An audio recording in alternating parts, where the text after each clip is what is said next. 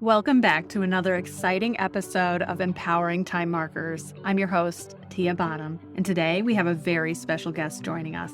She's a marketing genius, an entrepreneur, and a true inspiration for anyone looking for a career transition, or stay tuned for amazing updates and insider information.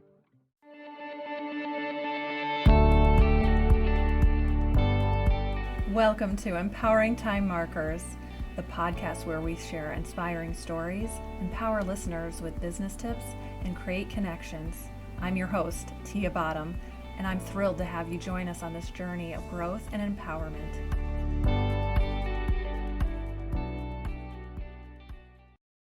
Allow me to introduce our esteemed featured guest, a seasoned sales and marketing professional, Pinterest expert, and visionary creator behind Pin Profits Mastery. With a remarkable career spanning over 3 decades within Fortune 100 companies, her expertise is unmatched. Her journey from single mother to an entrepreneurial powerhouse has driven her to help others liberate their potential. Please welcome Tamira Hamilton. Hello, my friend. Hey, girl. Hey, I'm happy to be here. It's always a good time with you, Tia. Oh, thank you. So this is our second interview. We did one way back, not way back, 2021, 2020. Yeah.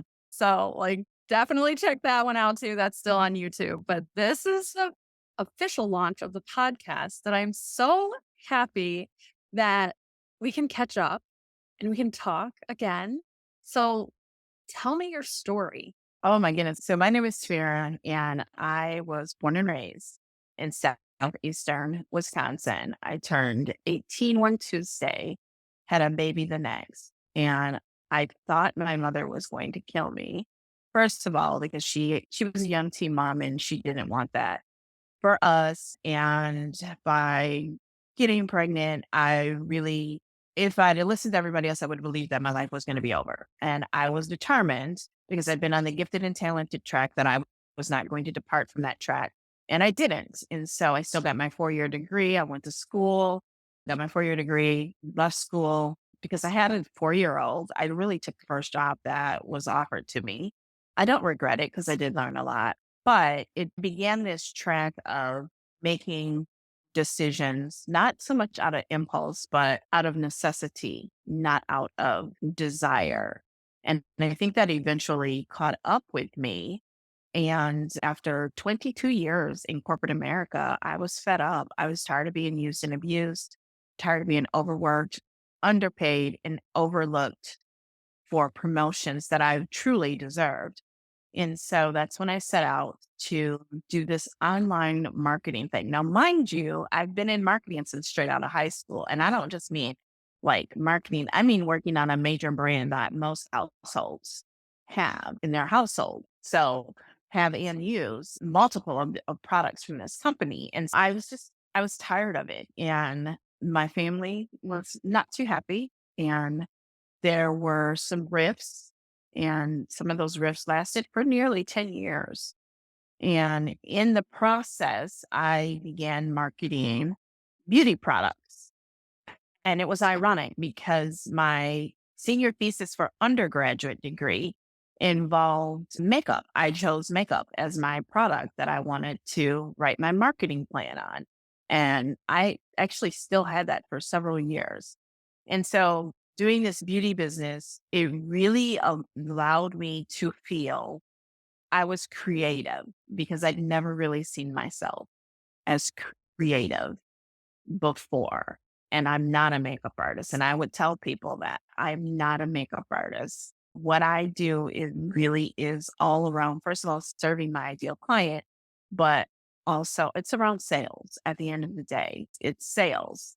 And so when we were chatting before we started recording this, we were talking about how I texted you this morning and I wanted to know if I needed to wear makeup because I just wasn't sure. And you're like, true to form, Tia, tell me a little bit more about that.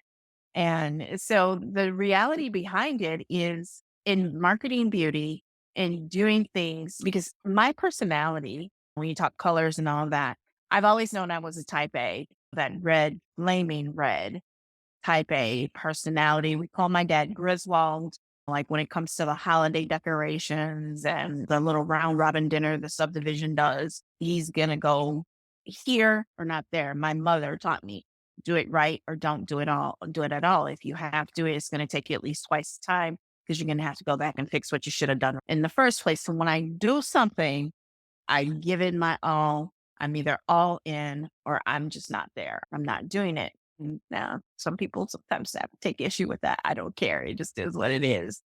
And so, with that being said, how that plays into all of this in my story is one of the things that I am learning where I am in my story is learning to one, comfort, make that little girl who went through various traumas feel safe and secure and comforting her enough to not feel like she has to prove something to everyone and all the time, even if it's herself, and that I don't have to show up and be perfect in everything that I do all the time and knock it out of the park, that it is okay to experiment and fail, that it is okay to take shortcuts, not wear foundation and just use concealer because the anxiety from the makeup and whether or not to wear it revolves around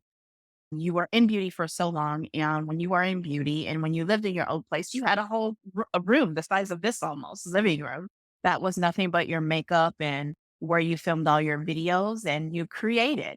And now I keep my makeup hidden and I pull it out when I need it. And I'm in my little bathroom and it's not the greatest lighting and there's not a window. And I love my place. I'm not complaining. But it was just this anxiety of I should be capturing every single moment to turn it into content. And I've had to learn to not only forgive myself for not being in the position to do that, I don't want to be in the position to do that ultimately when I think about it. And on top of that, it's okay to just be human and not need a content creator. Put on the makeup that you want to put on to your specification, to your desire, to your likability, and know that it's okay because you are creating content. This podcast that we're creating can be turned into a myriad and almost unlimited. And I was going to say omnipotent, but that's a little bit, that's not quite, it's not quite omnipotent, but an infinite number of pieces of content. So why stress out about you didn't record the makeup, you didn't turn it into a look? It's okay. And that's what we're here to talk about today. So basically, I wrote down that you just have to honor that part of your past that led you into this new chapter you're starting. It doesn't have to take up as much room because it's not part of your whole saying right. Love that. I love that. I absolutely love that. One of the things I did, because I did a big move last year, I'm not somebody that can move every month or every year. God bless you as a military wife. There's no way I could survive that. There's just absolutely no way. In fact, my daughter and I were talking about it. And the drawback to that is I can get comfortable and I sometimes stay places, jobs, relationships, apartments, houses past the time that I should be there because it's comfortable, because I don't want to have to pack up everything and move and start anew. So last year, I started this whole journey of being less attached, being more detached. And it's funny because one of the things I always hear in relationships and dating is I'm aloof. I'm an Aquarius, so I'm aloof. I'm detached. But the things that I do attach myself to, I find really strongly attach them. And when you were telling me your story and talking about, how did you say it? About letting go of how you thought things should be and things progressing the way you thought they should. That's part of my whole detachment thing, right? Is letting go of, well, I thought my life would look like this. My relationship would look like this. I thought my career would look like this. I thought my business would look like this. And because a lot of it is really just in comparison to what we think everyone else thinks we should be and where we should be in the competition. I heard about someone that I worked with and went to school with, and they are doing some really big and powerful things. And 2 years ago, I would have let that really put me in a funk because where am I and what am I doing and blah, blah, blah. But I also feel I have such peace, joy, and happiness. And because of my relationships with my children and my grandchildren, I feel like the wealthiest woman in the entire world. And that's what matters more than a rank or title, position, and all the things that we assume come with it. Cause I also know what else comes with it. So it's just about letting go of those things, right? Letting go of, well, I think I should be creating content and going live and doing this and doing that. And then I got to stress about turning that live into all these infinite pieces of content. And it's just entirely too much. And so it's just learning to step back and breathe and really stay focused on ultimately what's most important. That's just getting the message out, right? That's just getting this message out for, and I don't even know what it is yet, but for whoever is meant to hear it, right? That Right. they hear it, that it resonates with them, and that it makes an impact with them. That's the most important thing, Yeah. not a cut crease. Yeah. And the best part about having a business and becoming successful is that one of the best pieces of advice I've ever gotten is start to hire out to do Yeah. things that you don't necessarily vibe with. So it's still getting Hmm. on. But as in the internet, in and out, in and out, in and out. It's like it's a wheel. So even if you Hmm. didn't post for a week, and then you post, it's still gonna be the same. It's still the same machine. But I was thinking too, we grieve the transition, right? So allowing yourself to have the grieving of it, even if you chose to do something different, it's still Hmm. grieving a part of you that committed so much to something. And that's okay. Yeah. And also just what I want to say it, it's the acknowledgement of it. So often we don't want to acknowledge where we are, what we're feeling, and that it's perfectly normal. Mhm. And then one of my favorite things I've always learned and heard from my grandmothers is this too shall pass, right? Yeah. This too shall pass. This is what I'm feeling right now. It's normal. I'll allow myself to feel it, but I'm not going to stay here. Yeah. That statement literally got me through some really effed up times. Not joking. That is a great quote.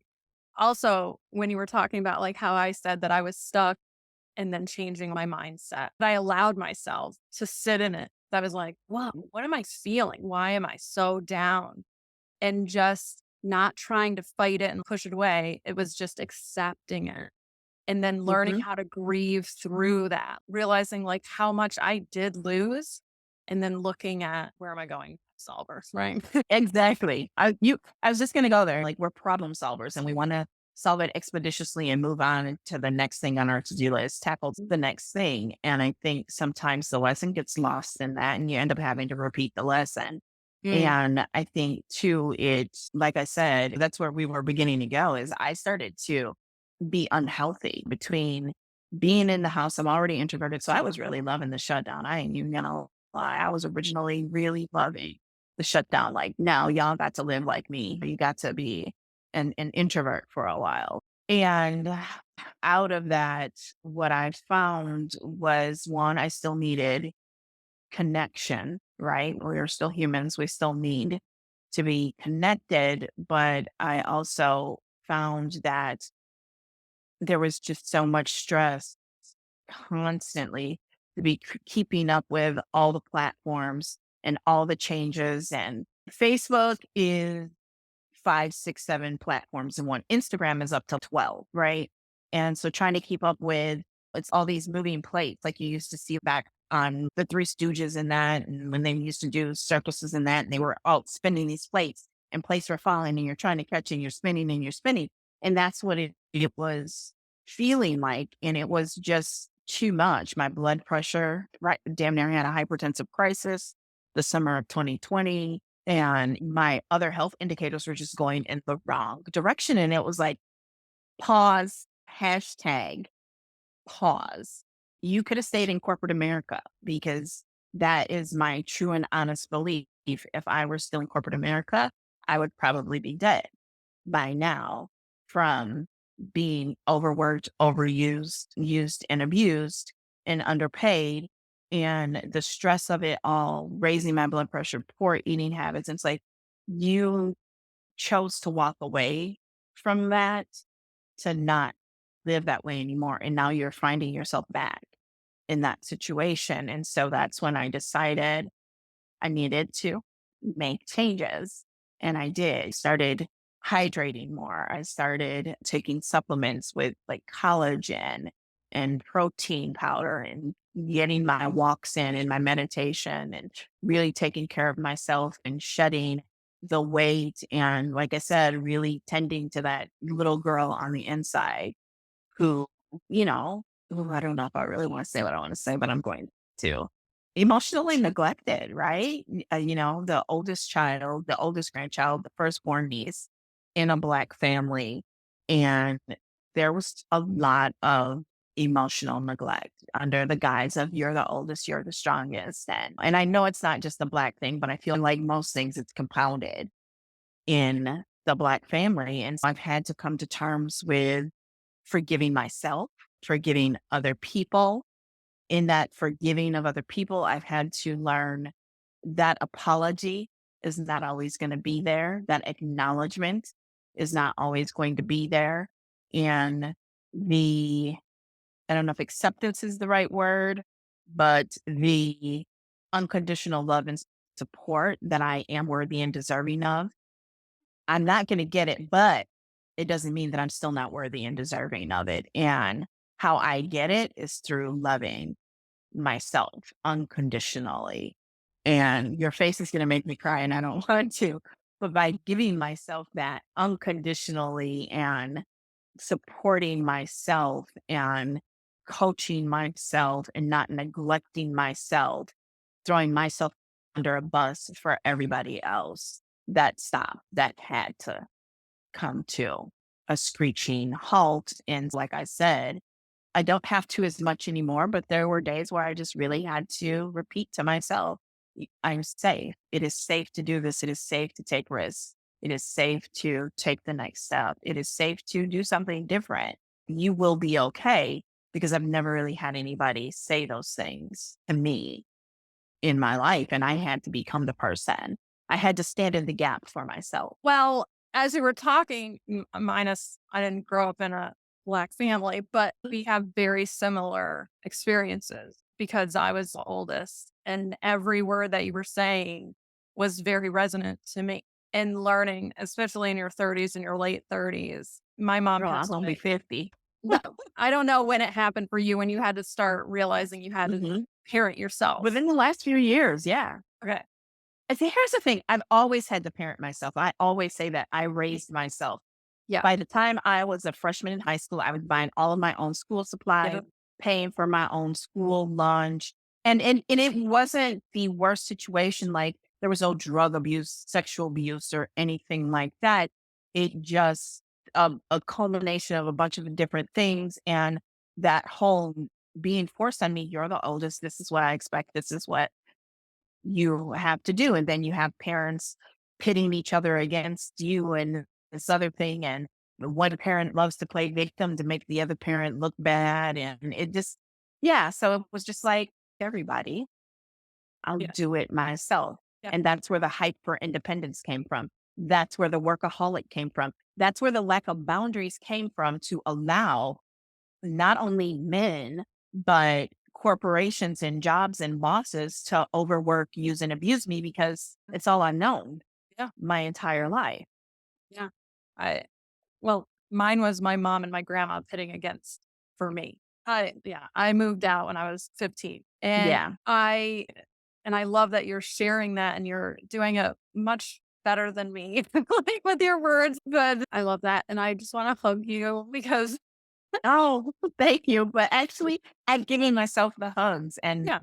you don't share it till the wound is healing, right? You don't share it Yeah. when it Yeah. still hurts to the touch. And so I'm at a point where I can share it. I'm at a point where I feel I have to share it.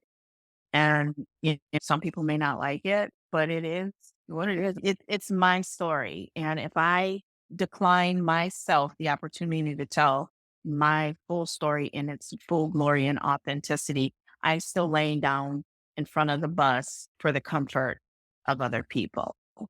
And that stops. That the buck stops here. We're not doing that. So tell me, what was the transition to where you are now in letting go of the full beauty influencer part of you? Not letting it completely go, but you know what I'm talking Yeah, she's still there and I still do skincare. It was a couple things. I left the company in 2018 because number one, I didn't like the way I was being talked to and treated.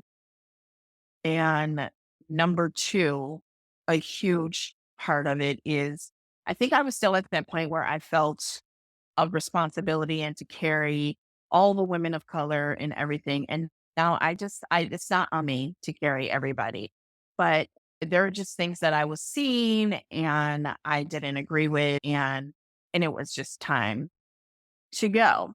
And so for a year or two, I could not join another company because of certain privileges and things I had earned that were not given to me. They were definitely earned.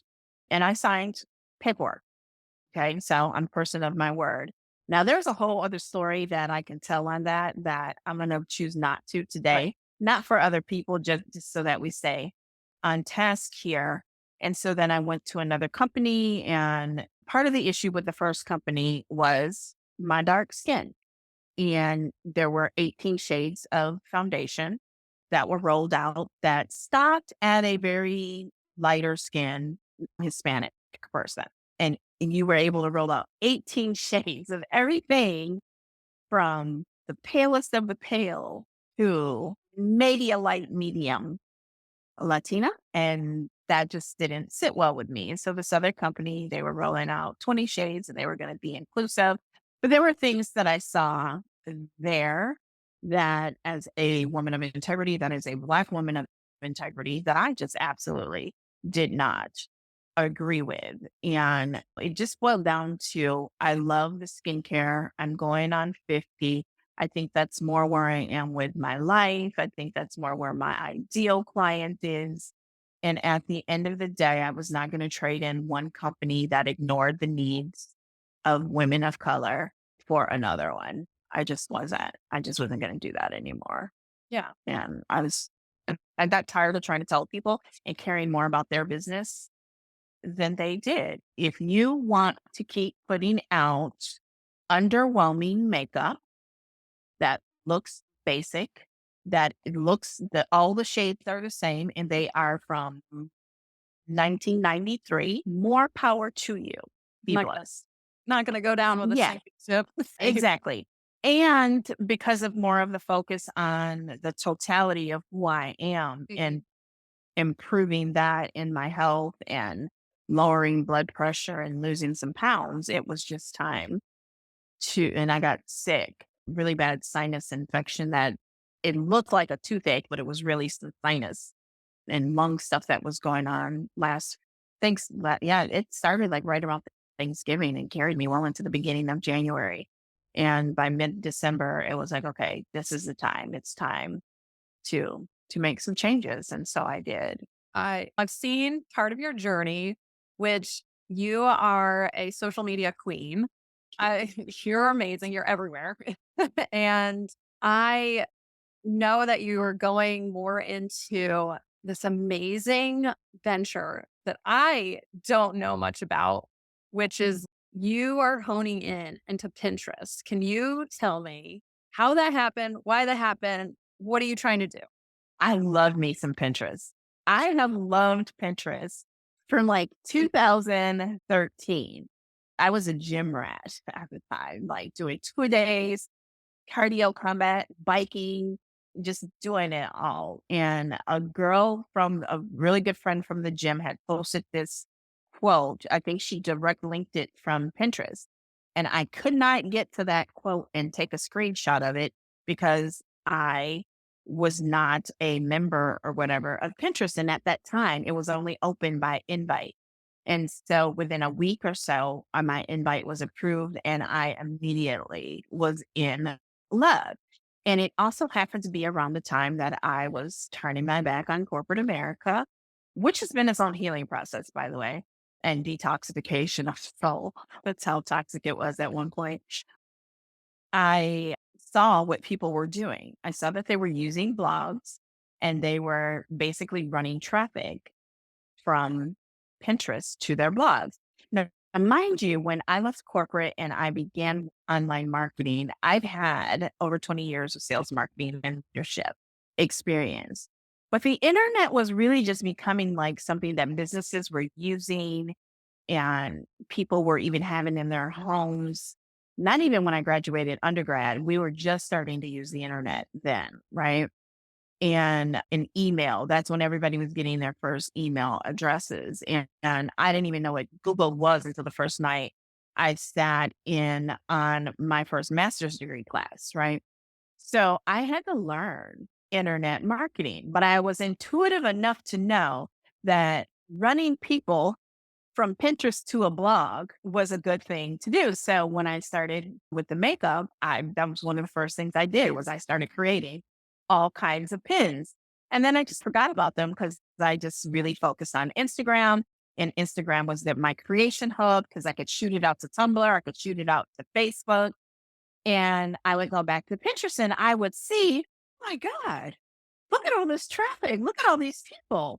Right. And so I was just always, I would tell people, you need to be on Pinterest. You need it. And people would do it. But, oh, I don't get it. Okay. You can be stupid all your life, but I'm not. I'm going to keep running traffic from Pinterest. And then 2018, 2019, for some reason, my Pinterest traffic really tanked. And I couldn't figure out why. And it was because they started these new things that they were calling them idea pins, which was originally supposed to be like their version of stories for Facebook, Instagram, and Snapchat, but they didn't disappear, which was weird. So I started posting those. And my account went nuts. I had been at like 1,000 followers for years and I still never knew where they came from. But I had 1,000 followers on Pinterest, 1,100 or something like that. And I think I might even got it to 1,900, but my account just started growing by leaps and bounds. The downside, however, was that those video pins, those idea pins, unlike everything else on Pinterest, they didn't have a link. So you could not link and run traffic. If you could put it in the notes and you could put overlays and hope to get some traffic. So I was getting all these views, but I wasn't getting traffic from it. And then in May of this year, they announced that they were merging some things together and blah, blah, blah. But those idea pins, which would now just be video pins and pins, everything's just going to be a pin, you would be able to link to them. And I was like, this is it. Girl, this is it. Because people have been asking me for a Pinterest course since 2018, 2019. And when I say my account was growing by leaps and bounds, I'm at nearly 12,000 followers now. I have multiple pins that have 900,000, 600,000, a million views, tons of traffic, tons of leads from them. And on a monthly basis, my Pinterest account at its very highest was 3 million views. Now, there is a New York Times bestseller who is on Pinterest. And at that time, when I was at 3 million and I looked at her account, she was getting 65,000 views and I was getting 3 million. There was no room for imposter syndrome. It was like, you definitely have the right, you have the credibility, you have the authority to create this course. But my concern was for the person buying my course, what was really in it for them to get 3 million views if they were just for vanity. Now you can get the views and you can get the traffic because you can link that pin directly to your landing page. You can to a booking form, to a blog post, to a cart. If you're in e-commerce and drop shipping, you can build a store right within Pinterest and it's full funnel, meaning you can take someone from everywhere from in the buyer's journey from brand awareness to ascending them all the way to not only a customer, but an affiliate to a net promoter to a brand ambassador, an influencer. And all of that's right there available on Pinterest. And the number one thing that I noticed about Pinterest I want to rewind it back, hit that thing back to 2013, is I noticed that I began to rank on Google through Pinterest. So when I would search for that company's products and search for shades and that, my pins were coming up in the Google search engine because Pinterest is a visual inspiration search engine. And so that has always been traffic and search were the number two reasons that, but plus I just get on there and I just like the recipes and I don't have to gain weight, right? Like I can look at all this amazing food and I don't gain any weight, right? So but from a business decision, why Pinterest is the search and the ability to run traffic and collect leads. Pinterest has always been to my blogs, to my affiliate links, my number one or two, every now and then three, but for the most part, number one or number two source of organic traffic. And right now it's beating Google search. So since May, when they made that update, how has your business shifted? Okay. So that happened in May. I can't remember, but earlier in this year, this thing called OpenAI got my attention. Okay.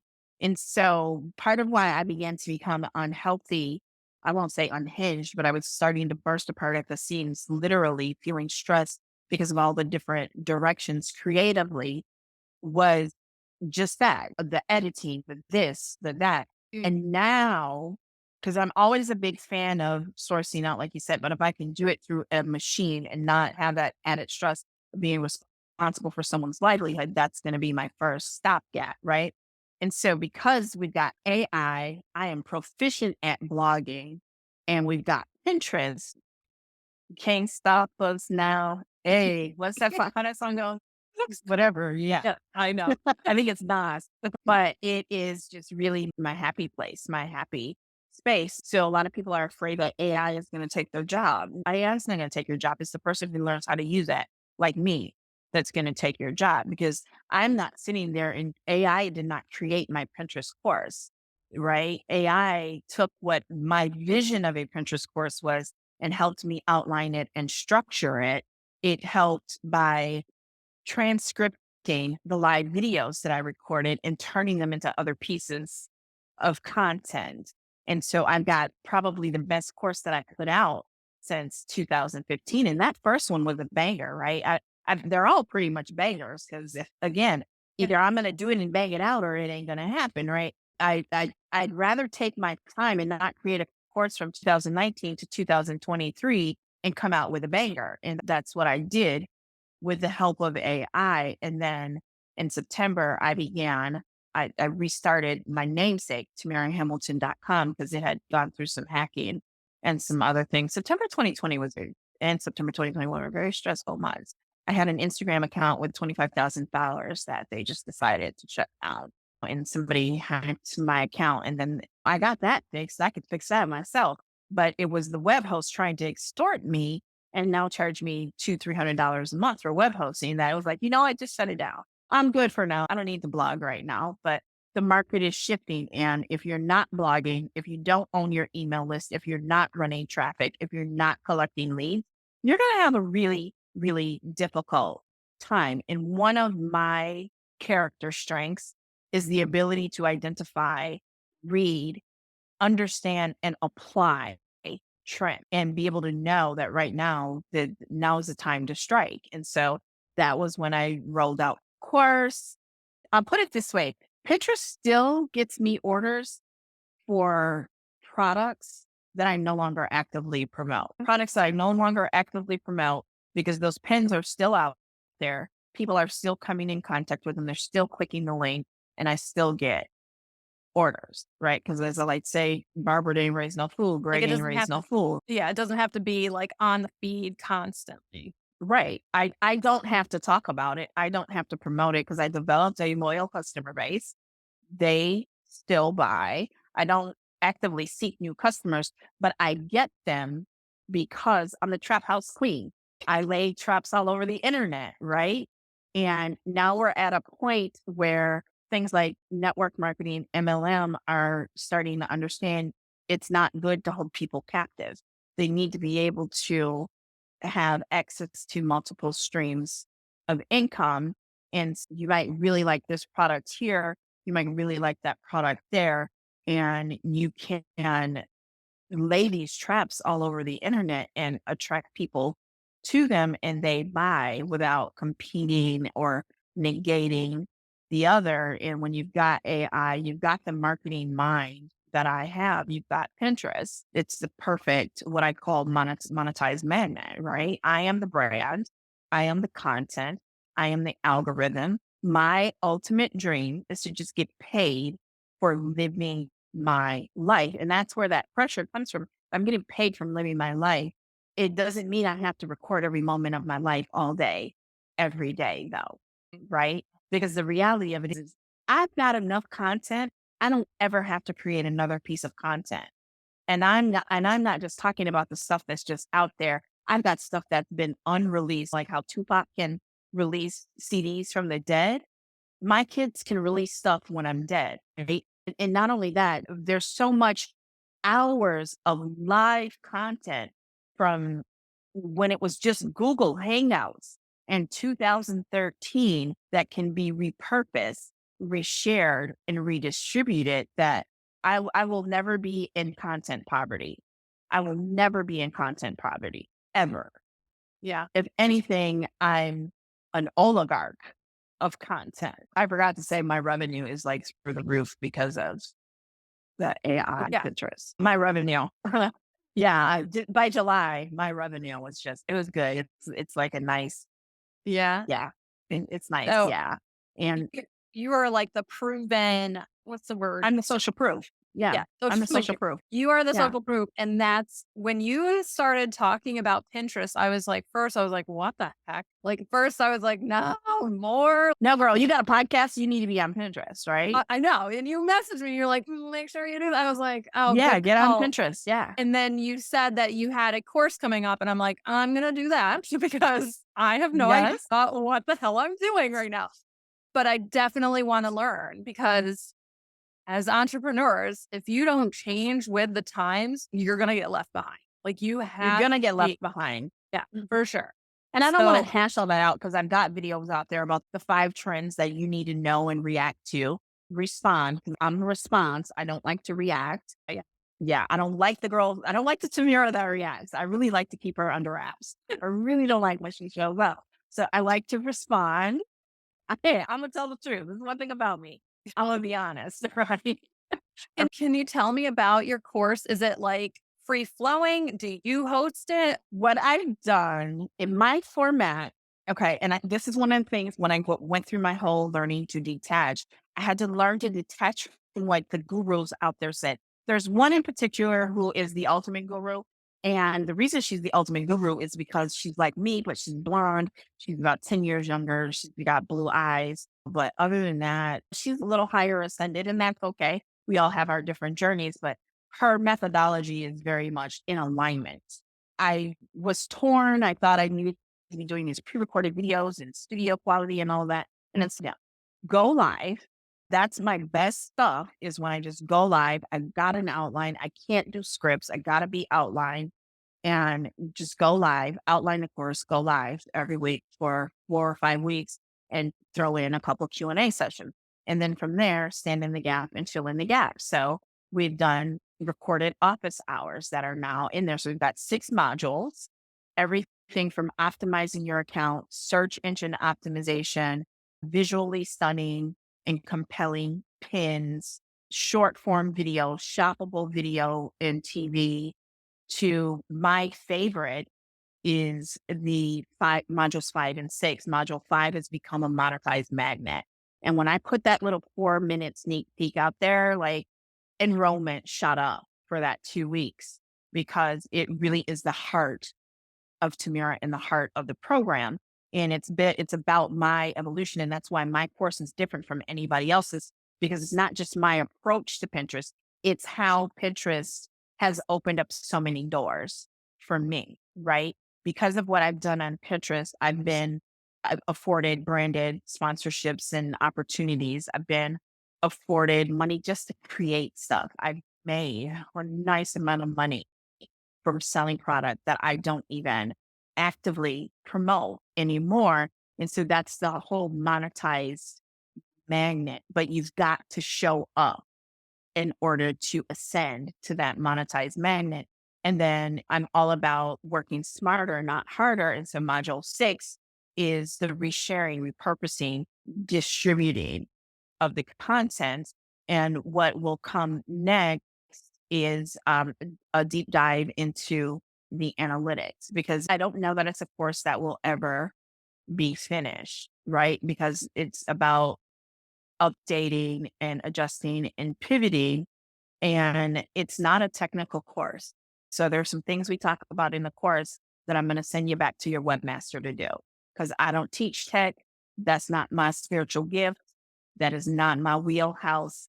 Again, we don't want her to show up. We don't want her to show up. We want to keep her in her coffin. If somebody listens to this in January, can they sign up? Yes, they will be able to sign up. Okay. This is going to be my signature course for at least the next 12 to 18 months, because here's the reality. Okay.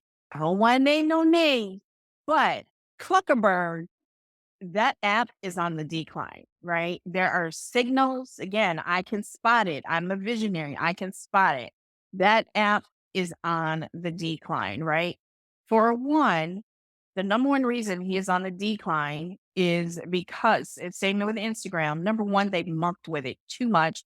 They were more focused on themselves and shareholders than they were on the actual end users, even though it sounded like they were, but they did things that were completely against what was best for the end user. And so now they're Johnny come lately with some strategies that I just don't think are going to work. But aside from that, the number one marketing shift we all need to be aware of and wrapping our heads around and taking action on is millennials are not the heartbeat of marketing any longer. It is about Gen Z and moving into Gen Alpha. I don't market to Gen Z. Okay. However, I have to market like Gen Z in order to get that visibility, to bring the awareness. I have to trick the algorithm by being the algorithm. And that means I have to adopt and adapt to some Gen Z strategies, right? And some of them just naturally fit me anyway. I'm dynamic like that. But because of that, we know they don't like Facebook. They ain't interested in Facebook. So that's a whole problem that homeboy has got to solve. And in Yeah. the meantime, they said groups were important, but they did things that made groups not important. Yeah. And it's just a hot dog, stinky water mess. And the best bet is to diversify from the 3 apps that he owns. I'm not saying walk away from them. Yeah. I had to tell somebody that earlier. I'm not saying walk away from it. I can't walk away from it, Right. but I would be foolish to rest all my eggs Yeah. in his basket. So you've got to have search. You've got to be building an email list, and you need a self-hosted website. I swear by WordPress that you own. You just have to. Yeah. And Pinterest fits in beautifully with that. So yeah, the course will be there if someone wants to. Here's this in January and they want to get it. And I'm just going to point out a company, 2 companies that fall in line of what you're saying. Blockbuster and Netflix. If you thought, like I was one of those people that you just never thought that it would ever go away. This is the best technology ever. And then when Netflix came along and I didn't see the big vision, and I was like, what the hell is this? This is so stupid. I could just go to the store. Why would I get it mailed to me? Boom. It felt like a year later, all of a sudden they're like, oh, we're doing streaming. I was like, you can do Well, that? And I was like, exactly. I thought when yeah, I bought a Blu-ray player, what are they going to come out with next? Well, there's right. nothing that's going to come out beyond the Blu-ray player. I went from a VCR to this. I'm not going to have to. And Yeah. now Blu-ray is basically Betamax. You know what I'm saying? Yeah, exactly. Yeah.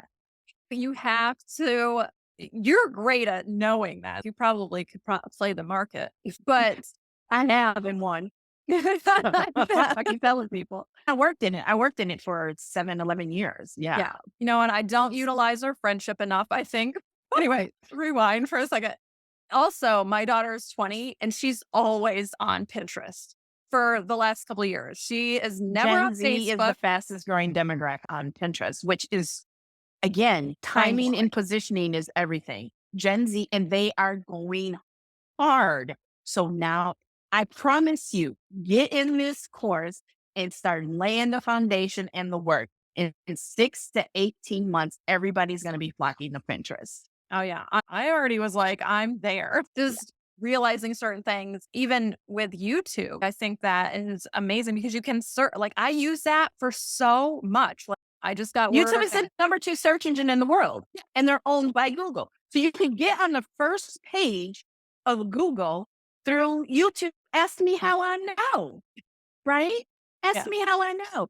I've dominated the first page for various e-commerce and drop shipping products by YouTube being on there multiple ways.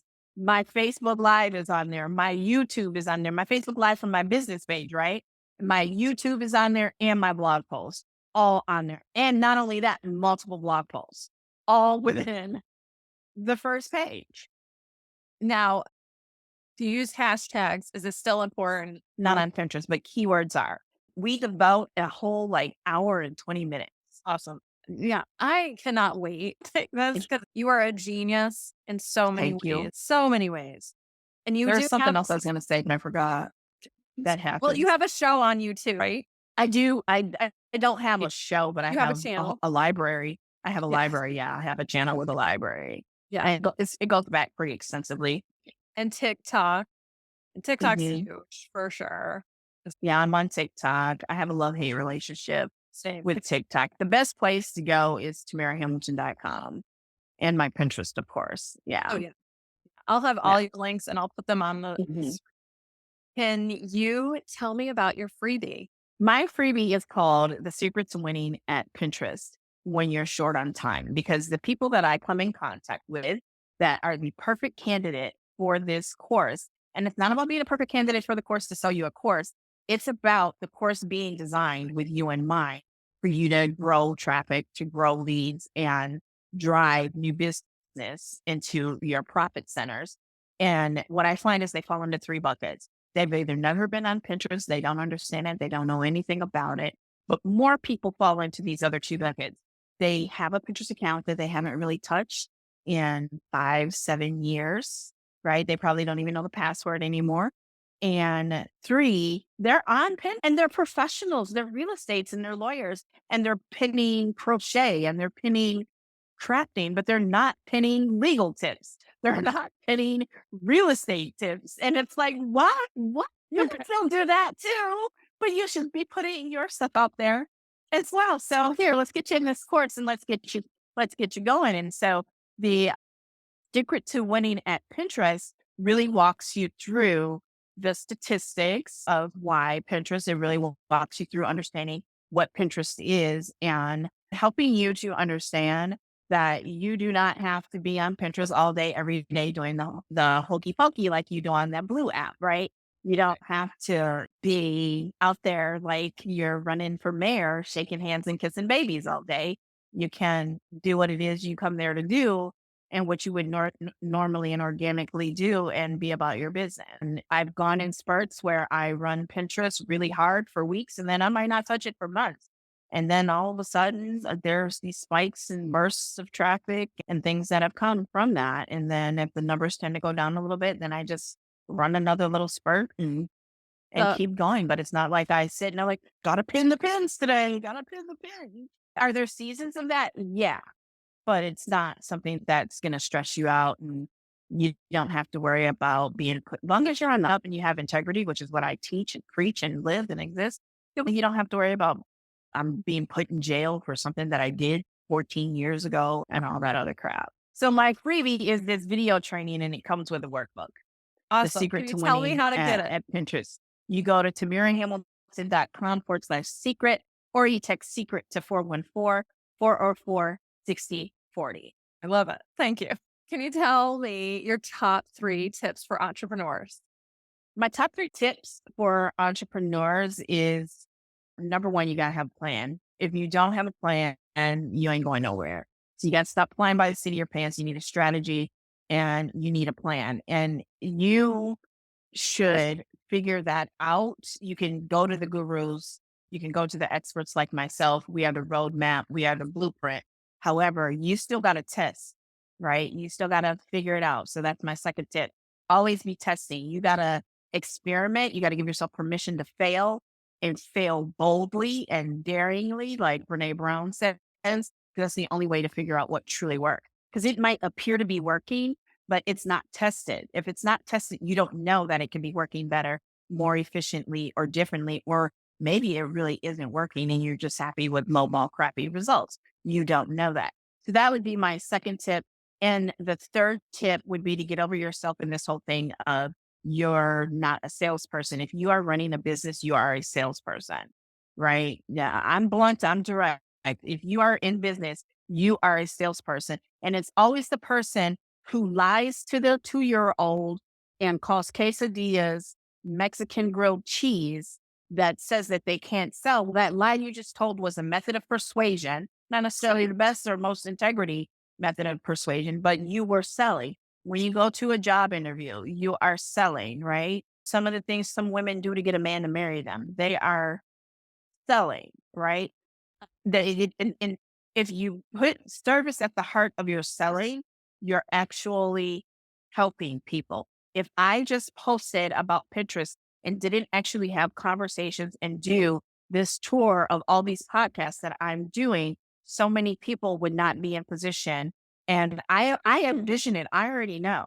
I'm going to be getting the phone calls. I'm going to be getting the text messages, the DMs. Thank you. I'm so glad I listened and I took your course when I did. I know it's coming because it always does. It's just how it works. I'll be one of those. I'll be a success story from you. Hey, Are you ready to play a game? I am ready to play a game. All right, you Shall we picked. play a game? What was that? Brain Games with Matthew Broderick. Were Oh yeah, yeah. names. 80s movie. Shall we play a game? All right, you picked rapid fire questions. There's 10. Okay. All right. Oh, goodness. You pick. What was your first job? My first job was actually babysitting. My first job where I had to fill out all the paperwork was at a now defunct small minority owned company called General Converters and Assemblers. And what we did was, say, Avon, for example, was doing some sort of holiday promotional packet, or Glade because Johnson Wax. And that was the first brand I ever worked on. Where now the high school is headquartered here and manufactured here. They might do some sort of promo, right? Where there's a special box and the stuff has to be put in a box. And that's what we did. And I was like 15 years old, freshman year in high school, and hated it. And I'd been told that I needed to go to college so I didn't have to work in a factory. And my cousins, who are twins, and my other cousin, we were all born within the same 2 years of each other. We all worked there together. And the girls, we all decided, yeah, we're definitely going to college. We're not living like this, especially for this pittance of a pay. Nope, not having it. It definitely changes your perspective when you work in a factory. Absolutely. Yeah. And the way they talked to us and treated us and Yeah. being a machine. Not that corporate wound up being much better, but yeah. What has been your favorite fashion trend ever? Oh my God. I'm not really. My favorite fashion trend ever is all black. It's easy. Is that a Black on trend? black on black. It is for me. This is a way of life. Yeah. And I did love the overalls in high school, especially with the one like Yeah. part of your bib Yeah. hanging down. Yeah. And I like the oversized jerseys. Like the whole early 90s vibe. Yeah. Yeah. That was a fun time. That was fun fashion wise because I was a tomboy. So that really worked well for me. Yeah. I could totally see that now. Yeah. Yeah. Oh, girl. And I looked anorexic. I was so tiny. Yeah. No, same. Yeah. What is your biggest pet peeve? I have many. I mean, roll through and pick one. My biggest pet peeve would be very controlling and overbearing people. Just does not align with me at all. People who are, I don't know what their shtick is, but they want to control everything and everybody else, but it's really deep down there a hot mess. I can't stand that. It's me with that. Miss me with that. How it manifests itself. You don't got to correct me. You don't have to tone police me. You don't have to any of that. Either you take me as I am or sayonara. Yeah. Good advice, actually. What's one thing you want to do this year? By the end of this year, I'd like to definitely double the enrollment in Pin Profits Mastery. Yes. I'd like to help double the people that we're helping now. Yeah. That would be cool. What are 3 things on your bucket list? 3 things on my bucket list. Definitely the Mediterranean and a big yacht, the Amalfi Coast, French Riviera. That would definitely be on my list. I would also say the Ivory Coast of Africa. Mm. I ain't even gonna lie, looking at how I can get dual citizenship and flee if I have to, and doing investments and things over there. And a third bucket list item, probably Hawaii. Yeah. Probably Hawaii. Yeah. How many siblings do you have? A total of between his, hers, and ours, 5 with 4 living. You were the oldest? I'm my mother's old. Technically, I'm both of my biological parents' oldest, but I do have an older sibling. What is your favorite candy or snack? Caramel, all things caramel, Love it. all things caramel. Yeah, Did I'm I not a chocolate. I'm a chocolate girl, but I don't. I'm not a chocolate girl. What is your zodiac sign? Aquarius. Let me tell you what, Aquarius people are so freaking smart. Thank you. So smart. Like beyond everyone else. I think we're very intellectual and very self-aware, despite what other people may say or claim. I think we're very self-aware and intuitive. And what's your favorite thing about yourself? My favorite thing about myself, I think you're stumping me. What is my favorite thing about myself? I think just me being me is my favorite thing about myself. I hate to sound like I'm cropping out, but I think it's just totality of me. I'm somebody who loves themselves. I love myself unapologetically and wholeheartedly. And I embrace my flaws and my mistakes. And I also love the things that are great about me. I know who I am, and that's that. I'm not changing who I am for anybody. And I love that for me. Yeah. I think that's great. The last one is what's the best piece of advice you've ever gotten? To let it go. Doesn't mean I always followed it or followed it really well. But the older I get, the more I understand it and appreciate it. And like I said, really practicing the arts of detachment has definitely helped with letting it go. And again, that increased self awareness and forgiving. 'Cause a lot of times people, I've had to explain to people, you think I can forgive you. I forgive you. I don't forgive myself for letting you do that to me. And that's what I had to learn, like to forgive myself for being human and for being vulnerable. And in the end, it was just bad judgment, right? It just was really bad judgment. But yeah, We all so make let it go. choices. Right. But when I choose to forgive myself for and show myself the mercy and grace for having allowed myself to make a mistake, it keeps me from being a victim. And that's what's most important to me is I don't want to be a victim. I would never categorize you as that ever. I have weak spot. Yeah. Thank you for playing this game. Wasn't so Thank you hard, for was it? inviting me. No, it wasn't too hard. So I have 2 final questions for you. Okay. And then the first one is a two-parter. Tell me what legacy means to you and what role does it play in your life? Legacy of everything to me, and it has been since that first baby girl was in my stomach at 17. And there's layers to legacy, and I don't think people often realize that. The first and most immediate when you're 17 and pregnant is making sure that if something happens to you, your child is able to live a certain lifestyle and be able to get not only education, but be able to get a good start in life. And now my children are 26 and almost 32. And so my legacy now is down another generation, right? And so legacy for me is the foresight to make decisions and do things today that are going to positively impact not only my children and my grandchildren, but my children's grandchildren and my grandchildren's grandchildren. Now, one of the things I've had to learn is that it's not all on me. It's okay if I don't become the multi-billionaire myself. Doesn't mean I'm not going to die trying, but it's not all on me. But if I keep giving them the foundation, the bloodline, we'll get there. And so that's what it is. It's the impact that you make. And then there's legacy outside of your bloodline, right? So there's the legacy of, I hope I've touched your heart today. I hope I've touched the heart and mind of other people who listen to this, and they now have the courage, they now have the gumption to go against their family and their friends and do what God put in them to do to impact their family and their bloodline first. 'Cause I can't impact the world and bypass them. I won't, I've seen that. I've seen where people were so busy trying to save the world, but they didn't save their own children. That won't be me. But I also give them the grace and mercy to make mistakes, and it is their life and that. But I'm not going to be out here saving the world and then my kids have been running amok. It's the impact, it's the touching other people and what people say and feel about you long after you're gone. And in this last piece, now that all of my grandparents are gone. My dad's parents are gone. My mom's parents are gone. And they all were very influential in my life and in my upbringing.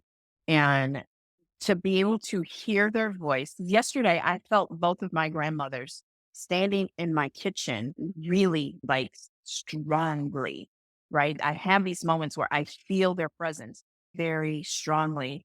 And that's where I got that safety and that comfort from as a child, was that unconditional love was from my grandmothers. And there are moments when I can just feel that presence really strongly. And oddly enough, it's often in the kitchen because I spent a lot of time there with them in the kitchen. And that is what really ultimately legacy is to me at the end of the day, is you can be long gone, but your words, your action, your influence are still moving through this world. I love that answer. It was perfect. I was thinking of all kinds of things while you were talking, and it was really quite beautiful and moving. So thank you for sharing that. The Yep. last question is, how are you marking this time in your life? I am marking this time in my life. I want to say my soft girl era, but that's what everybody is doing. I think it's my redefining Tamira era, to be honest with you. It's still this, it's my expansion era, right? It's the really, for a while, I was mad. I was mad at family, grandparents, parents, because they told me to go to school, get a good education, get a good job. But that was my own lack of vision, right? And that was my fault, right?